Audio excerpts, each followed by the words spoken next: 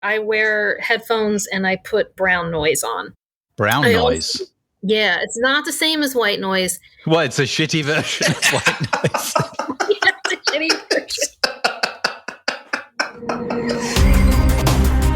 version. Welcome to the Two Authors Chat Show, an entertaining podcast with two best-selling authors connecting readers with an eclectic array of distinguished guests through lively conversation and interviews.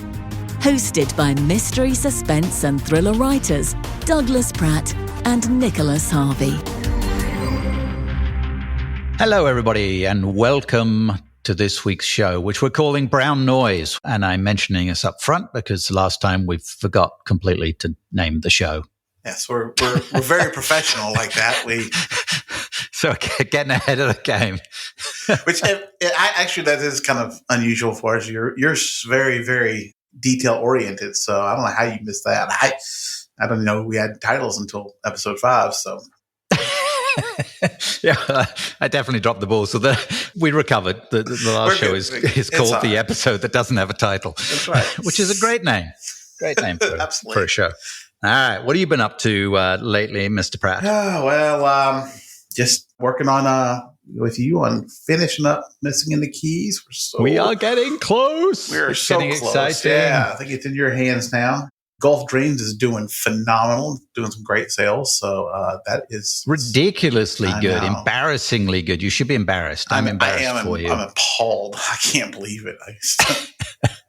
I was expecting it to be terrible, and it came out. It's actually it's doing great. It's I'm getting a lot of good feedback from the readers, which is always just phenomenal. I love my readers; they're the best. So, and we share a lot of them, but mine are better than yours. So. Nah. Also, I'm working on while we're doing Missing in the Keys, I've got La Playa de los Muertos, which I'm really enjoying working on. It's kind of fun. Like I said, I did plot this one out, so it's going to be a big doozy one, and also going to be my first attempt to kind of take everything wide, not just on Amazon. We'll be everywhere and see how that does. Are you going to publish it wide and then drop it into KU for a period at some point, or are you just going to go wide, stay wide? For right now, I'm going to go wide and stay wide. That's one of the reasons I've got my pre-order right now. So if you're like, hey, I really want to read it, but I'm in KU, I've set the pre-order for 99 cents, which is as low as I could go for it. So anybody who would normally only read it through KU can get it for less than $1. And hopefully, roll up. Got a deal for you. They'll do it. Just jump on it. To be clear, what we're talking about is wide means not exclusive to Amazon and available through Apple, Nook, Barnes & Noble, all those kind of things. Because if you're, you have to be exclusive to Amazon to be in their Kindle Unlimited program. But I love the Kindle Unlimited program. I think it's a phenomenal program. I know lots and lots of readers who probably couldn't afford the amount of books they have. I couldn't afford the amount of books I buy, but you can get them in Kindle Unlimited. So it's a great deal. But I also have a couple of new projects I'm working on. Kind of keeping them on the down low for right now because they're not fleshed out yet. But you'll hear a little bit more about them down the road, I'm sure. So you tease. I know. It's funny like that. So. Oh my God, what a tease. I know. That's about it. So how about you, sir? What have you been working on? Wait, you have something big today. As we record this, yes, today is the release day of the Ore Verde, the latest in the A.J. Bailey series. And so I'm excited to get that out there, and hopefully it does well. I need a nice swimming pool with a float and a beer and a Kindle and just not move for about 6 to 8 hours and read that thing. There's the visual, folks. Well, that's what when I read Anchor Point, which was your last one, I was sitting on the beach in Mexico. Yeah, you were. Huh? That's when you read it, and just sit there and plow there because AJ's awesome. This one's a lot of fun. I think got good response from the beta readers, and fingers crossed. I mean, it's no Gulf Dreams. Don't get me wrong. Well, this is number 15, though, isn't it? Aren't you 15? 14. 14. This is 14 released, yeah. And Lighthouse Point will be 15, which I just released on pre-order, yeah. Okay. That's a lot. 14 books, man. I know. It's amazing. It stuns me when I look at it. I'm like, how many books have I got out there now? And I'm starting number 5 in the Nora series. So That's what I was working on this morning. First chapter's done, and I'm pretty excited about that. I have a side project that'll be a sort of longer term little side project that I'm working on too, because I'm jealous of Doug having a teaser. So I just threw that out there. He doesn't have anything. He's just pretending. So. Nothing. No, I'm making it up. No, I do actually. I've written 3 chapters in it, and I'm pretty excited about it. Actually, it's going to be similar but different. But I'm not ready to announce it yet, and I'm not ready to announce it. All right, that's fine. No, I get it. You got to get along. Hey, this is going to be the same thing. Some of these side projects, we both have the books we're going to always work on. The AJ, the Chase, the Nora. So some of these other things we are more like passion projects, and we want to work on them as we go. Yeah. I mean, as busy as we are, and we'll touch on this with our guest about work schedule a little bit. It's full time what we do, right? So we're putting out, I put out 2 books in each series a year, plus we're doing a Missing in the Keys. Plus, over the last 2 years, I've done quite a lot of collaboration stuff for the Tropical Authors. So I've kind of filled that spot with this new series that I'm going to do. So I expect to do 1 book a year. So it'll be a slow release. But it's exciting to have another group of characters.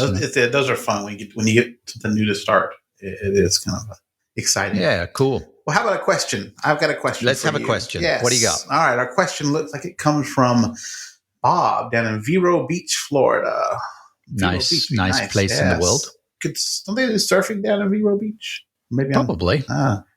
Anyway, his question is: can you tell us how you go about researching the Caribbean locations featured in your books in order to create the very realistic and believable scenarios? Pretty sure he's talking to you. My books are not believable or realistic. So.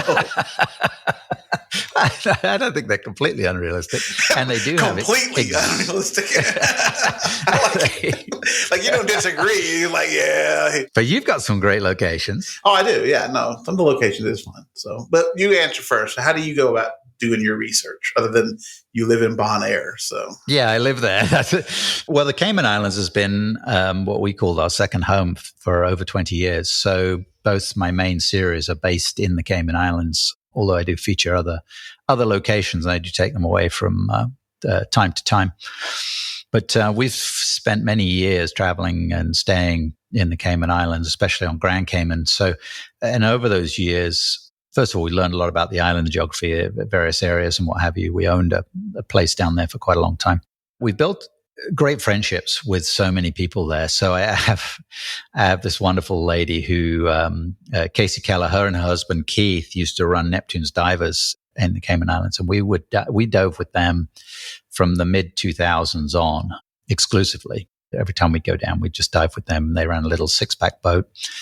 And it was fantastic. I did my dive master program with Casey, and I call her my Caymanpedia because if I want to know, when I'm researching, if I want to know anything, I WhatsApp Casey, and I'm like, hey, I'll ask whatever question it is. So, and the best experience, this is kind of fun. I'll share this with you. And she reminded me the other day, she was telling a story to somebody. So she now works for the Department of the Environment. So they pulled their boats out of the water and stopped running their dive operation. God, I don't know, 5 or 6 years ago, somewhere around there. And she works for the DOE. And so she drives around in a truck or a boat, depending on what she's up to that day, around the island, taking care of various things to do with the water and coastline and what have you. So I messaged her one day and said, hey, I'm looking on Google Maps, and I see this location I'm in West Bay. I've got this motorcycle chase scene with AJ on her motorcycle and Nora. I want to take them through this trail, but I can't tell what the heck this is.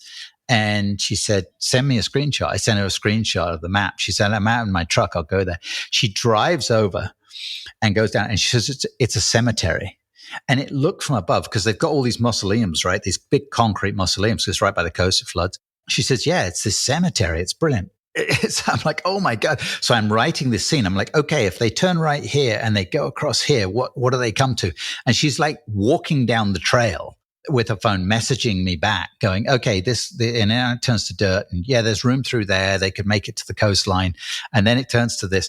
And then it comes out at Cobo Coast Resort down the road. I'm like, perfect, brilliant. They'll ride down there and they, chase these people and everything else. And that's how the whole scene came about. And I am literally writing it the scene real time on my laptop while Casey is pre-running it, describing the setup. So that's the kind of relationships you build and over time. And currently, we've been in Bonaire for quite a few months now. And so I've decided to make Lighthouse Point, which will be the next book in the AJ series. I'm going to base it here in Bonaire. AJ is going to take a trip away from Cayman. And I've already figured out a little bit of backstory that I want to do for it. So that's kind of fun. So yeah, I try and visit, but otherwise, heck, good old Google Maps is something else, right? Especially if you can take the little yellow guy that you drag across the screen and he wiggles his legs and you drop him in a spot and you can. Yeah. I'm always so pissed off when you drop him and there's nothing there. The little blue line doesn't come up and they haven't mapped that part. Yeah, it's like, damn it. Can't see what's That's there. when I make it up. See, I don't call somebody to go walking through the cemetery while I'm doing it. That's like a second level of yes, that is a type A personality right there. No, I mean mine's very similar. Now I don't have a Wikipedia that walks around for me, but the Google Maps is great. If I don't visit it, for Playa that I'm working on now, Ashley and I went down and we spent a week and a half in Puerto Vallarta and just kind of explored it. And I had some chase scenes I wanted to do, so I kind of walked them and we saw what they looked like. It's funny talking about Google Maps. As I was mapping it out and outlining the story, I was trying to refresh my memory, running through Google Maps, and I have a apartment complex. So I was like, yeah, I want to do this apartment. And when I went to go look at it on Google Maps, I'm like, that's perfect. That's a great one. And then I look at it from a different angle, and it turns out they tore it down a year ago and rebuilt it. So when you're on Google Maps on one corner, it looks like the old apartment, which is what I want. On the next corner is these brand new condos. And I'm like, oh my gosh, that sucks. I got to go find a new building and kind of change everything up. But, and so visiting is great. Some of them, I completely use Google Maps when I did Havana Sunrise, because it's kind of tough to get to Cuba. So sometimes you got to kind of rely on that, and it helps a lot. But as we were just writing a scene in Key West for Missing in the Keys, and a lot of the little blue dots did not go everywhere I wanted them to go in that marina. So, hey, we used our Key Westpedia there. We reached out on some of the harbor details to.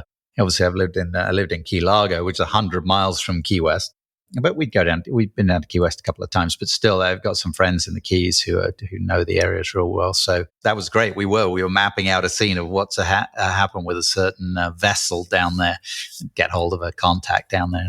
It's neat to have those resources. And running a Google Map technology is great for that nowadays. Like, even if you're interested in seeing the world, you can kind of walk around in Google Maps and see anything. To me, it's fascinating how small we've gotten. All right, let's move on to this week's interview, because I think we're both a little excited about this. It'll be with a USA Today and Wall Street Journal bestselling author, Lisa Regan. Her suspense thriller detective series, Josie Quinn, is her main protagonist. It's a mainstay at the top of all the charts in thriller. That series started quite a few years ago now. It's been running for a while, and she's up to around 19. I think she said she's writing 19, and we'll talk to her about where that's heading in the series. And look at you on 14. But I wish I was selling as many as Lisa Regan is. Anyway, let's chat with Lisa.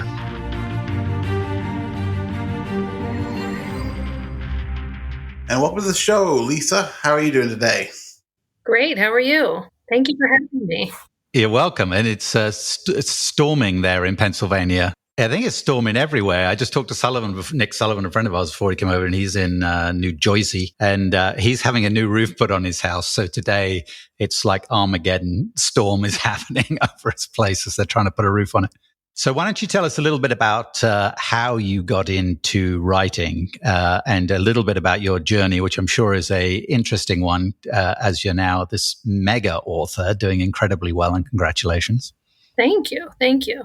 I have to go way back, because as soon as I was able to pick up a pen and know what letters were, I was always scribbling stories, characters, poems. And then when I was 11, one of my parents brought home a typewriter, started using that. I wrote my first book on that, which was 140,000 words.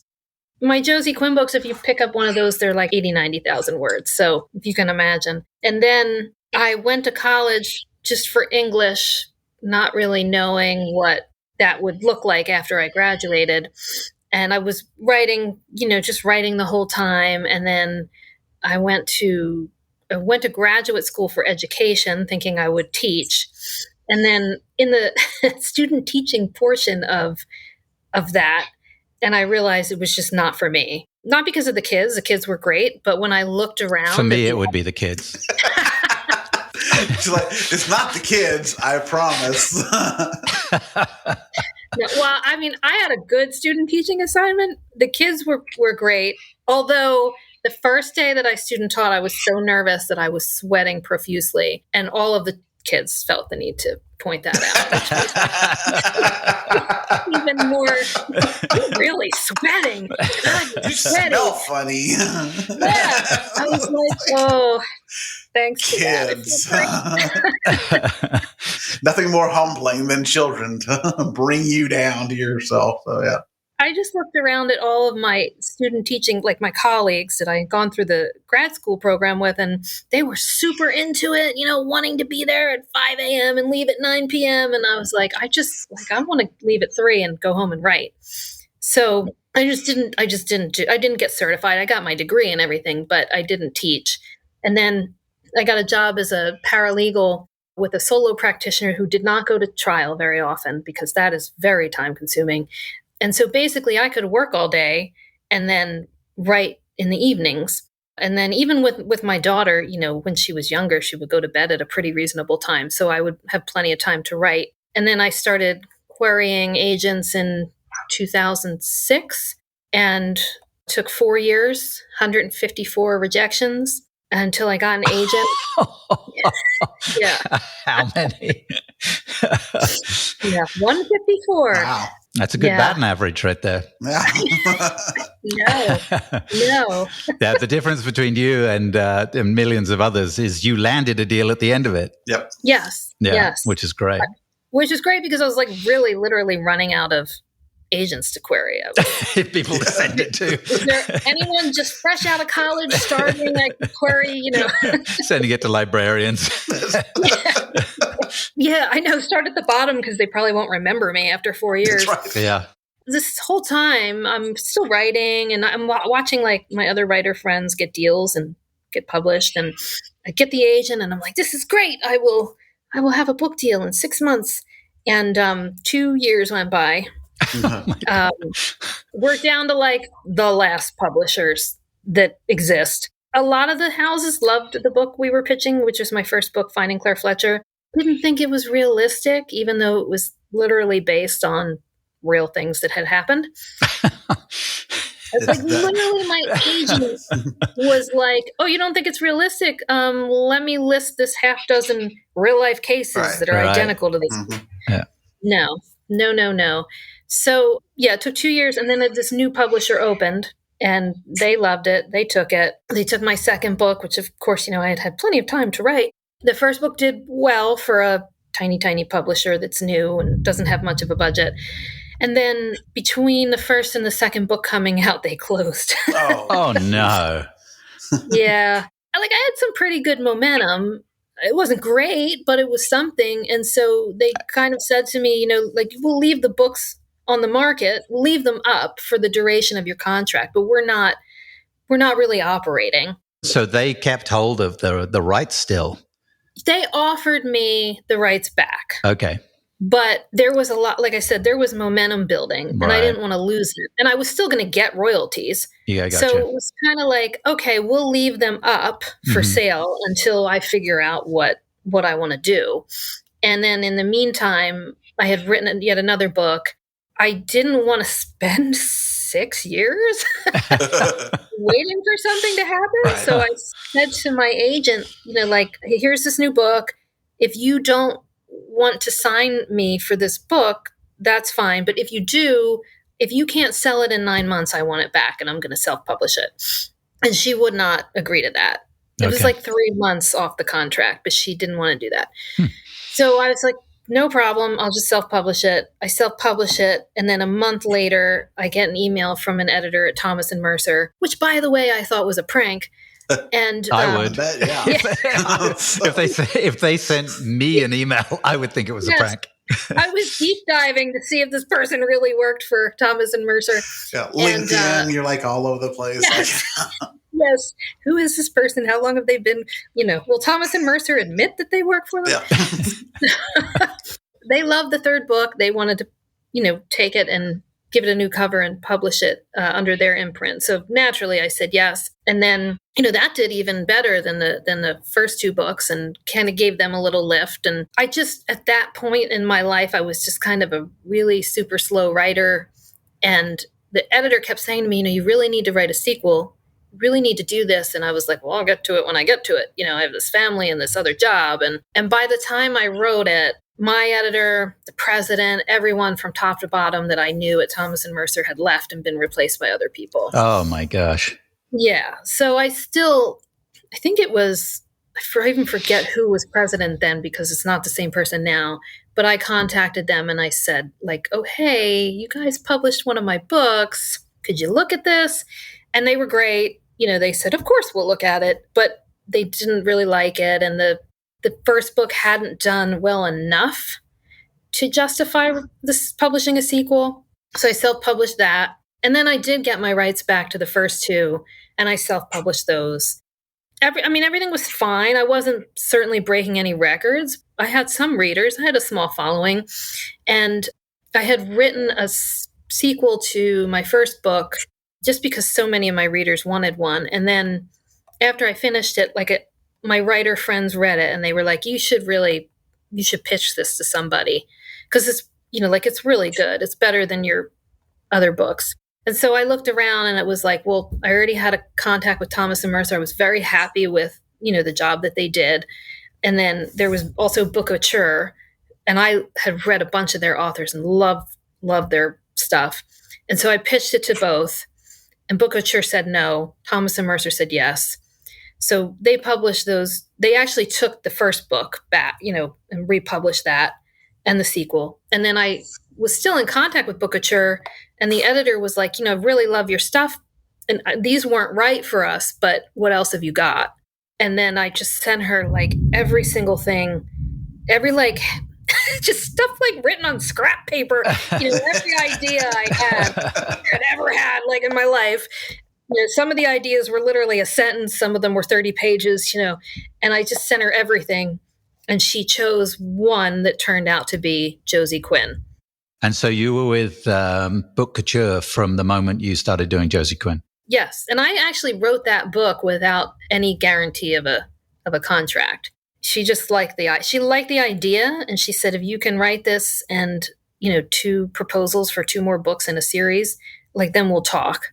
And so that's what I did. And then did they sign you up for the 3 or did they sign you up for longer? No, they signed me up for the 3. And, in my experience, that up to that point, I was like, oh, this is great. They'll publish these 3 books. By the end, they'll be sorry that they did. And I'll just be looking for, another avenue to publication. Little did you know. Yeah. And the first book came out, and actually it had a different cover when it first came out. Wasn't doing well at all, which I totally expected. They were like, this isn't cool. So they changed the cover, and overnight sales doubled. Yeah. Then it Isn't that incredible? Yeah, it's amazing. And then actually, that book did okay, but then the second book did really, really well. And then people started to go back and read the first one. And so by the time the third one came out, it was I think that was on the USA Today for 9 weeks or something. Really? Awesome. That's really cool. Because then I said to my editor, well, let's see if we can do 10. And of course, then it fell off. But But the 3 did well. And then they signed you again for more. For 3 more. And then I think it was 4 or 5. Numbers 4 and 5 came out and did really well. And then I think the next contract was for 6. Then they offered me a contract for 8. So that was a total of 20. And then last fall, they came to me and said, we want to sign you again. And it was kind of how many books do you want to write for us? And I was I love writing for them. I was I don't know, as many as you'll let me. Right. Nice. So we settled on 15. And I was happy with that. So that'll be 35 books in that series. Yes, if readers are still into Josie.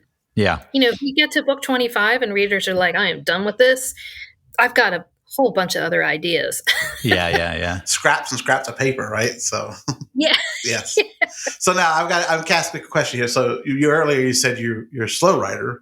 So now you have 15, 35 books to write. So that means you've got deadlines. And how does that affect the pressure how you feel with writing? So well, I was a slow writer. You were. Yes, mostly because I used to just not have there was no plan. It was just like, girl is found in the park dead. Go. Okay. Yes. It was super inefficient. Yes. I write that way now, and it drives Nick insane. We're writing a series together that we just started, and he's a pantser through and through, and I'm a plot pantser mix. I'm converting over to planning, to outlining now. I'm bringing him to the dark side. Yeah. Yeah. Well, that's what happened. I was like, I can't. I'm like, write 3 books a year now, and I was like, I can't just wing it, So I spend a lot of time working on the outline and thinking things through and chatting with my editor, and that makes it a lot easier. You're plotting the books themselves, and you said like the next couple. Are you plotting 10 out? Like, are you starting to plot the arc of some of the characters and storylines? And well, yeah, it's 10 ahead because I had not started writing 17 when we had our big planning session, and we planned out to 27. And so I'm writing 19 now, and we've adjusted things a little.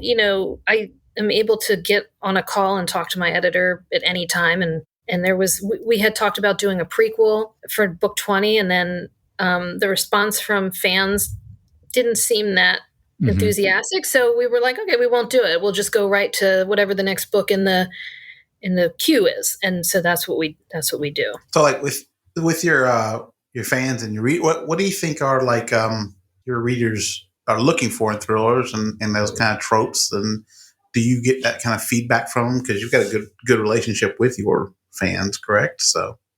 Oh yeah, they're the best. They're super, super engaged, which I love. The thing I've noticed is that they tend to care more about the series' regular characters than they necessarily do about the adventure or the mystery in any particular book. So what I try to do is whatever mystery or case that Josie and team are trying to solve, I try to make it, I try to make them connect to it on a personal level in some way, or have the case affect them emotionally in some way, so that you're getting those high emotional stakes along with the technical high stakes of trying to solve the crime. Have you had readers like up in arms about something you've done with Josie? Well, in book, I think it was book from book 5 to 6, she was having a rough patch with her then boyfriend, Noah. And I literally got stopped on the street by readers while I was walking my dog. And they were like, don't do it. Don't do this to Josie. Don't break them up. This is all Josie has. She has to have something good in her life. Well, I'm already fascinated because I'm reading Vanishing Girls and she just shot Noah. Right. Yeah. So that's good to know that they sort that out. They work through it. It's like marriage. It's like marriage right there. Yeah. I don't believe I've ever got back together with anyone I shot before. That's because you didn't love them. If you loved them, you get them back together. That's the way. That's the way love works. True love doesn't matter whether you shot or not. So right. You can overcome that. You can overcome. Josie was like, it was a well-placed shot. I mean, that's right. Yeah, absolutely. See, she shot with care and precision. That kind of thing you only do when you love someone. I mean, my wife would use a shotgun, so she made sure I didn't get back up. But they'd be picking up pieces. I love the way in books and in movies we have people shoot people, and they're like, oh dear. I'd be like, you shot me. we wouldn't be getting over it anytime flailing soon. around in the floor, like bleeding, and people like, Oh yeah, not jumping up and running to the next thing. Yeah. Our heroes always get shot, and just all right, we got at least 20 more pages to go through. So. And it never hits bone. Never once does it hit bone. It's just a through and through. It's good. I'll plug my finger in it and keep going. Yeah, never severs an artery or anything. No, never does any of that. No, it's like my character's gotten shot. I don't know how broken ribs and broken everything. I called you out the other week. I know you did. You told me that. I was like, whatever. I'm like, it's got a broken rib. Have you ever had a broken rib? I've had a broken rib. You can't breathe. You can't live. You can't exist. You just sit there. You're not a hero. I know. I'm a wimp. You're just a writer. I know. My wife tells me. Don't let her shoot you. You might. Yeah, I don't recommend that. Yeah. Oh my God! All right, we digress. Where were we? We were talking about you were accosted on the street by a reader. So you have Doug touched on it. You have a great rapport. I follow you on social media and stuff. Don't worry, it's not creepy. Lots of people do it. And Mr. Phillip is your hero. Can you talk about Mr. Phillip? Yeah, he's this fat little Boston Terrier who runs our household with an iron paw. He has been next to me. I've written 21 books with him pressed against my side. That's impressive. That's inspiration. Yeah, and he's funny because if I'm not writing, I mean, he demands all the attention, and he's got like a list of demands. And it's like, we have to walk at this time. I demand some carrots. I would like to go out and lay on my lounge chair now. It's a whole thing. But when I'm writing, he won't go to the bathroom. He won't. My husband even has tried to call him and give him snacks, and he's like, no, not right now, Dad. Oh my God. Busy with the writing. And you've taught him to open boxes. Didn't you just post a video of you got a box of print books and he starts opening them? Yes. He is super smart, actually. He's like, if you say to him, he'll be looking for something, and I'll say, like, he's looking for his Kong, and I'll say to him, you left it upstairs in Mommy's office, and he'll run up to the office and get it and come back with it. You might have to explain what a Kong is. Explain like, yourself, Regan. Explain yourself. I know what a Kong is. It's a really cool thing that you put peanut butter in so that the dogs can play with it and get the peanut butter out, Yes. Yeah. He doesn't use it for that. He uses it like a tennis ball.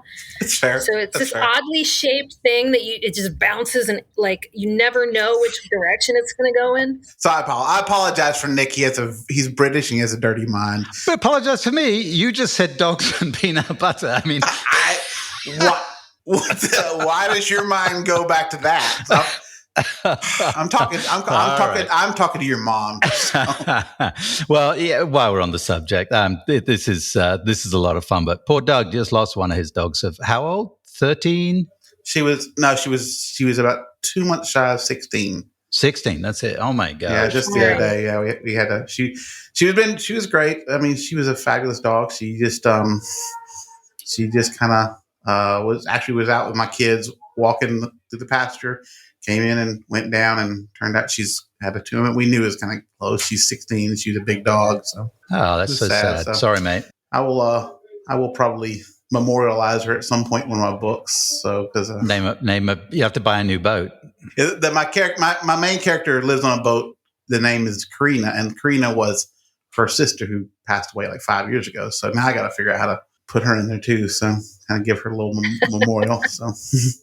So apart from Mr. Phillip being your inspiration, do you have a writing area, like a study? Do you have like a vibe, like surroundings? Do you have music? What do you do to write? Can you just write anywhere or? I can write anywhere because I did for many, many years. I still to this day will tell you that a doctor's waiting room is the best place to write. Because there is no other stimulation. That's true. Like you are sitting here waiting, staring at a magazine that came out 10 years ago. Oh, and probably characters you can describe too. No kidding. Yeah, absolutely. But now I have an office, and I sometimes sit at my desk, but like Philip was not happy with that, so I had to buy a bigger chair that we could sit in together. And so I sit in, because before we moved into this house. Iron Paul. Yes, Iron Paul. That's right. Philip gets what he wants. before we moved in here, I used to sit on our love seat just with my laptop in my lap and write like that. And he would be right next to me. So I had to come up with this chair and we sit in it together. I wear headphones and I put brown noise on. Brown noise? Yeah, it's not the same as white noise. Well, it's a shitty version of white noise. Yeah, it's a shitty version. I was going to say fart sounds. That's all I could think is fart sounds. Yeah. You didn't anticipate this when you came on the show, did you? I was going to say, my dog provided that noise on his own. So I don't know. Yeah, that comes from Mr. Phillips. Okay, you better explain what brown noise actually is. Well, Chelsea Kane told me about it because I have ADHD, and she had told me that brown noise helps people with ADHD. And I went on, you just like go onto YouTube and you can find it. And it just immediately settles everything in my brain. It's really the strangest thing. There's something about it. I can feel like the like in my brain, like just settling, and then I can focus. Oh, wow. And I also use a timer because I get distracted very easily. So I'll set it I start with 10 minutes. And then, it'll go off in 10 minutes. And then if I want to take a break, I can. But usually by that time, I just keep resetting it like a snooze button. Do you kind of use it like, it's kind of like that Pomodoro, like you do 10 minutes at a time and then take? It's exactly that. But I was finding that like the 20, 25 minutes were to start with were too long. Oh, yeah, that's fair. Okay. I was like tricking myself into staying in the chair. And you have an office that's separate in the house. It's a dedicated room area. That helps a lot. It does. Yeah. So like, I'm going to ask, you're a little steamy in your books too. So that's where I wanted to go. You took up a love seat. Sorry. Yeah. Yes. You dealt with the brown noise. I'm going for the sex. So yeah. Yeah, man. I was blushing reading. Yes.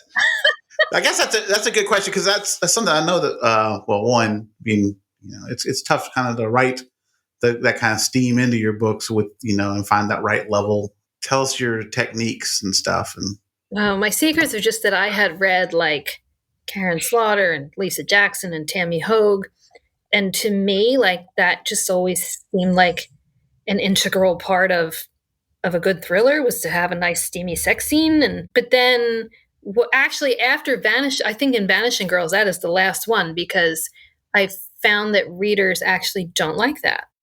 They prefer it to be like hinted at. Fade to black. Kind of in the same way in a movie. Yeah, the fade to black where, they start kissing and the door closes. Yeah, so that is the last book with any significant steam in it. Oh, really? So the one I read is the Nick's steamy like, one. I'm not reading any more of them now. So Yeah. It's tough to like write that kind of stuff. I think it really is like. I've never got that steamy. You did in your first series has more of it, doesn't it? Probably my third book has the most, the Deep Gold, but I don't know if I got as much in the first.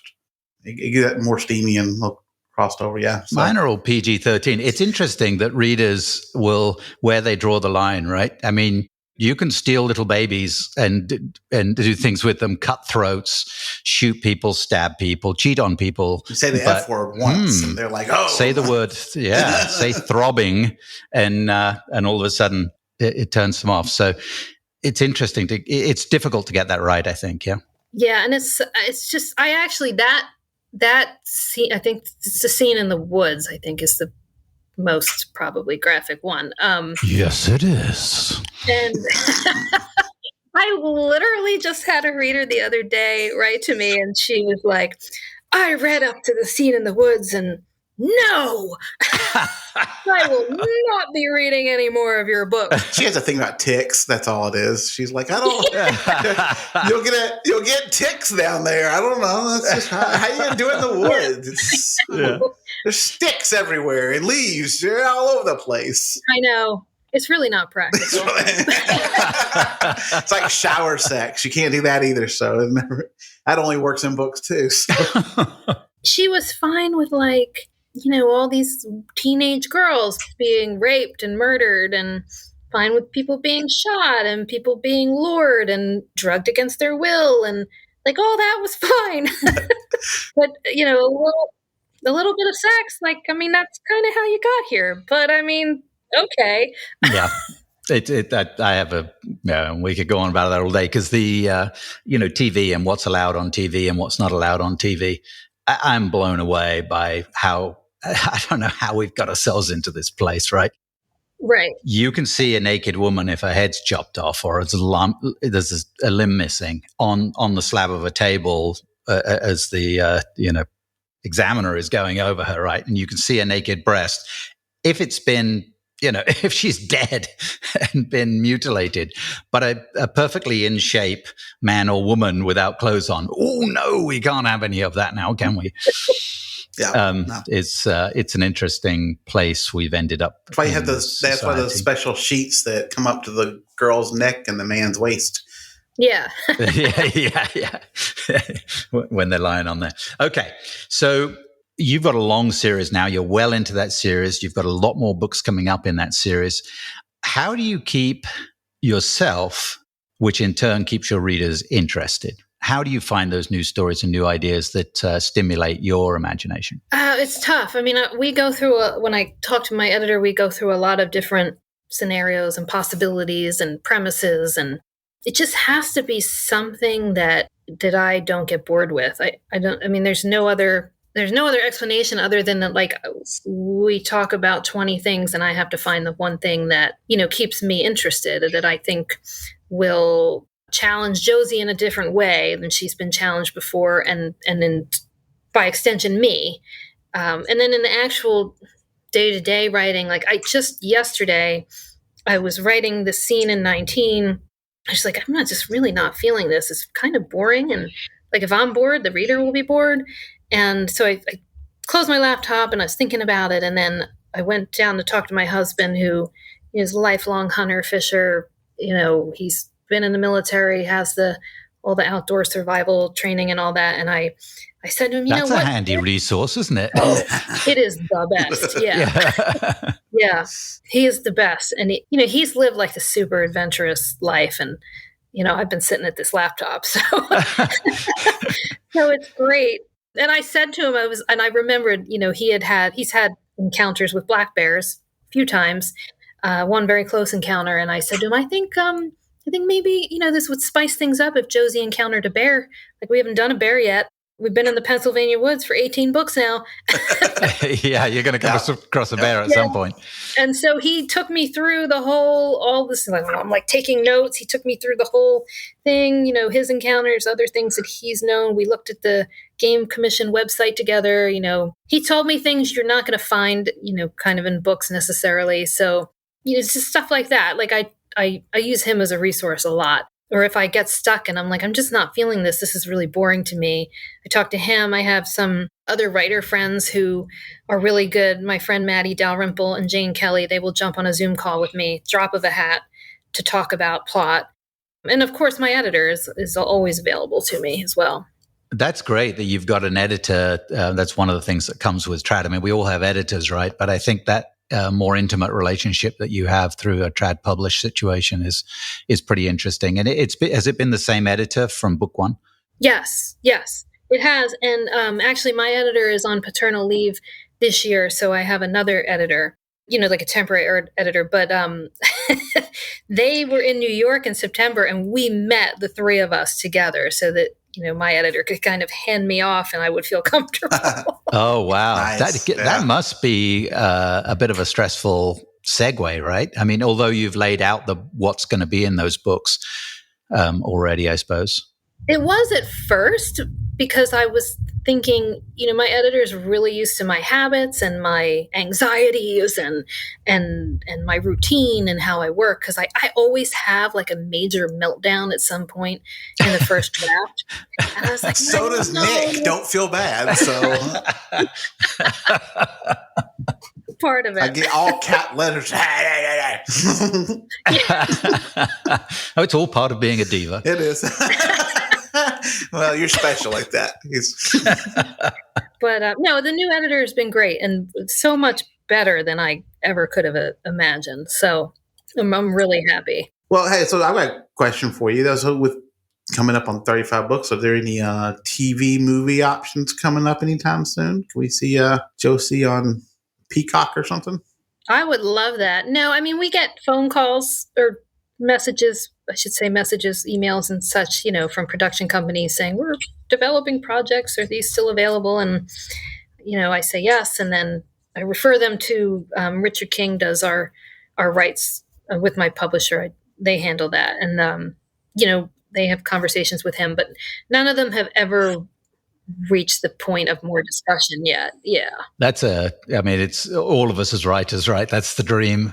It's the good and the bad too, because, for some people it's fantastic and they make it into this wonderful movie with great actors and good directors. And then when you sell those rights, they pretty much go out of your control unless you're in a power position to sign a very good contract, which is pretty rare. And then if you can get some people really making a mess of your manuscripts. Oh, yeah. What lies ahead? Obviously, we know there's more Josie Quinn coming down the road. Is there bandwidth to bring out something else, another series, something alongside? I mean, I have ideas, but just right now with 3 books a year, I just don't see it as feasible for me to I love what I'm doing. I enjoy doing those 3 books. I'm happy with them. And, if at any point that slows down, then those ideas are there, but I don't really feel compelled at this point to write anything else. And, I don't have time to do much else. So yeah. Yeah. Three books a year in through traditional publishing is very fast, is it not? We're both indie, so I think so. I mean, I know, you say, 3 books a year, that's a lot. And then a romance writer will pop up and go, I do 10. So then I feel like, I'm like a loser with my sad little Yeah, we have a couple of authors in our genre right now that are doing a book a month. And I don't know quite how they physically do that. I mean, we're both doing 4 or 5 a year. And it's full-time, like very, very full-time. So, and I know through traditional publishing, there's a little more in depth with the editing process and things that go on. So they tend to take a little bit longer. So 3 is pretty busy. All right, Douglas. Yes, we have one final question for you. We have a little gimmick here that we do. We have, you may have listened to us. You probably had because you're smart, but we have our wheel of questions for our final question for you. And we carry around the wheel just for the sound effects. So you get one day we're going to record it and I don't have to carry the wheel around anymore. So anyway, let me give you a spin and you can listen to it. And our last question is, what is your least favorite band or singer? Oh. No holds bar. We don't make you sing it, but if you do, that's extra points. Who comes on the radio and you're like, no, reach for the knob right away? Oh my God, my family could tell you immediately, but not because I dislike either of these bands. I have no feelings really at all, but just because, so our radio stations, they play these 2 bands all day long.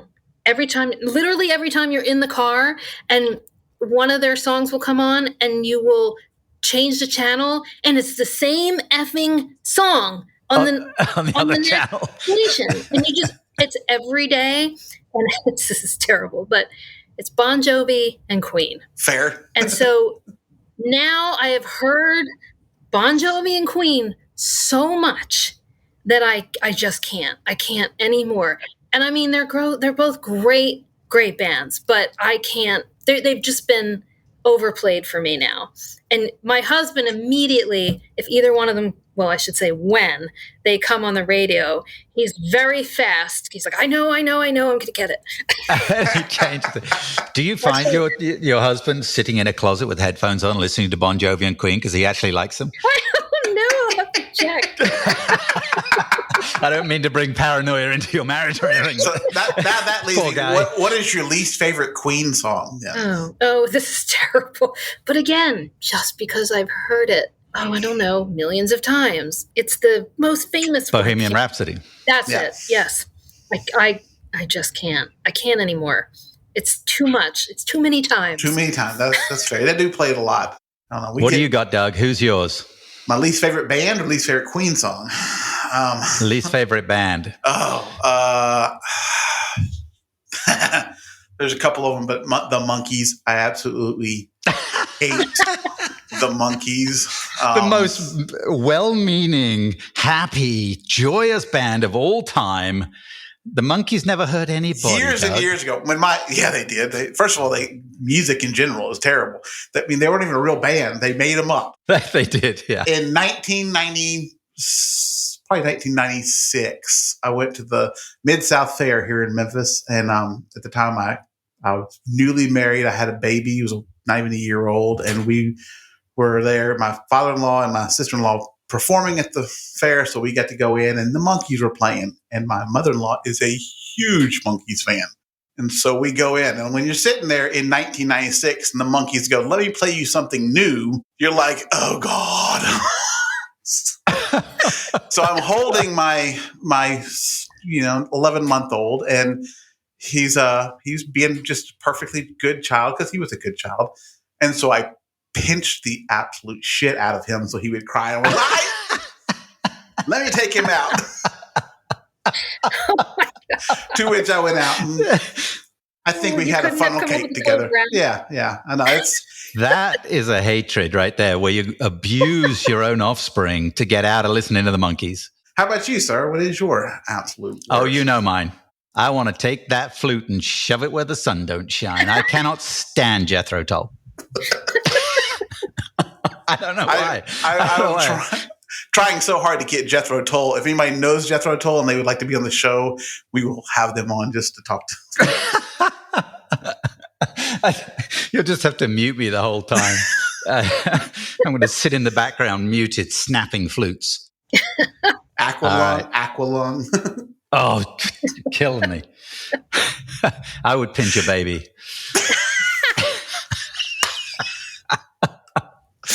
All right, Lisa, you've been a hell of a sport. Thank you very much, Lisa. I'm glad you got to come on with us. It's been a blast. Well, thank you. Take care.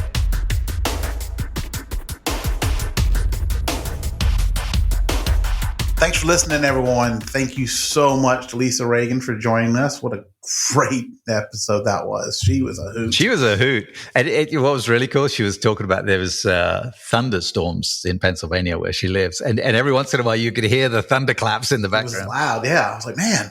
So that was great. No, she was awesome. So thank you very much for coming on, and look forward to hear more from her. Cool. And as always, folks, subscribe to the show if you wouldn't mind. Give us a 5-star rating if you'd do us that honor. And check out the show notes that come up on all the podcast streaming places. They'll have show notes attached. And that's where you'll find links to the books, our guest links, and all of our social media stuff. Anything we talked about, too. Yeah, anything we chatted about. Yeah, we'll put a link to Brown Noise for sure. Brown Noise. Yeah, so anything we mentioned in the show. And then, support the show by buying or gifting our books. Yes, make sure you grab Oro Verde today when you can. So, but next week, our next episode, our guest will be another big-time thriller author, Ms. Kirsten Moglin. We're on a roll, man. I know. It bears noting we're on a roll because they answer your emails. They do. Because I am on a roll of being not answered. And then you send them an email and they answer you. It's just the way it is. I can't help it. I have this charm. I have this charm and suave attitude. Suave. Rico. Suave. Yes, suave attitude. Right. Look for new episodes every 2 weeks and get some more Rico Suave. Until then, be cool to each other. Fair winds and following seas. You've been listening to the Two Authors Chat Show with Nicholas Harvey and Douglas Pratt.